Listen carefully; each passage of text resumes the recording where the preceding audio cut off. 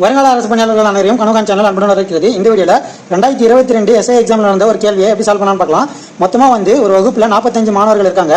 அதில் ஒரு சிறுவர் 20வது ரேங்க் பெற்றுள்ளார் அப்படின்னா இப்படி இருக்குன்னு வச்சுங்க. இதில் மொத்தமாக 45 பேர்.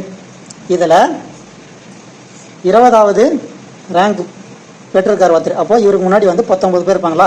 சரிங்களா? இப்போ இவர் 20வது ரேங்க்னா 45ல் இவரோட சேர்த்து 20 பேருங்களா மேலே? அப்போ கீழே எத்தனை பேர் இருப்பாங்க? இந்த 20 போச்சுன்னா மிச்சம் 25 இருக்குமா? அப்போ கீழே 25 பேர் இருப்பாங்க. அப்படி இருக்கிறாங்கன்னா 2 சிறுவர்கள் சேர்ந்த போது 2 சிறுவர்கள் எக்ஸ்ட்ரா சேர்றாங்க. இந்த 45ல் 2 பேர் எக்ஸ்ட்ரா சேர்றாருன்னா அவரோட தரவரிசையில் 1 குறையுது. சரிங்களா? குறையுதுன்னா தரவரிசைனா தரம்னா மேலே போனாதான் உயர்துன்னு அர்த்தம். அதாவது ஃபர்ஸ்ட் ரேங்க் இருந்தால் தானே உயர்ந்திருக்கு உன்னோட தரம்னு சொல்லுவாங்க இல்லைங்களா? அப்போது கீழே வந்துடுது.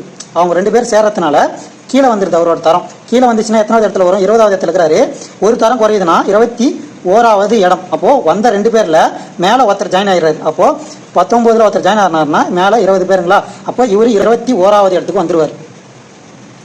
வந்ததுக்கப்புறம் இவரோட சேர்த்து 21 பேர். சரிங்களா? மேலே 21 பேர். கீழே எத்தனை பேர் இருப்பாங்கன்னு பார்த்தீங்கன்னா ஆல்ரெடி 45 பேர் கூட 2 பேர் சேர்ந்தாங்கன்னா 47 பேரா மொத்தம். அதில் இவரோட சேர்த்து 21 பேர். 21 பேர் கழிஞ்சாங்கன்னா மிச்சம் 26 பேர் இருப்பாங்கன்னு சொல்லிட்டு 26வது ரேங்க்னு போட்டிங்கன்னா அது தப்பான விடை.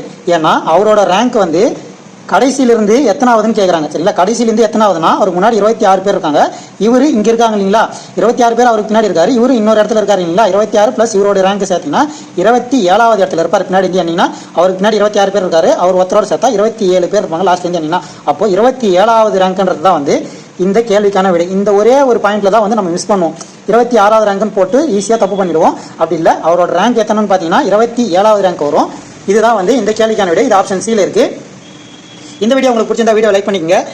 இது போன்ற எக்ஸாமுக்கு தேவையான வீடியோக்களுக்கு நம்ம கனவுகான் சேனலை சப்ஸ்கிரைப் பண்ணிக்கோங்க. மீண்டும் அடுத்த வீடியோவில் சந்திப்போம். இப்படி கனவுகான் சிவா. நன்றி, வணக்கம்.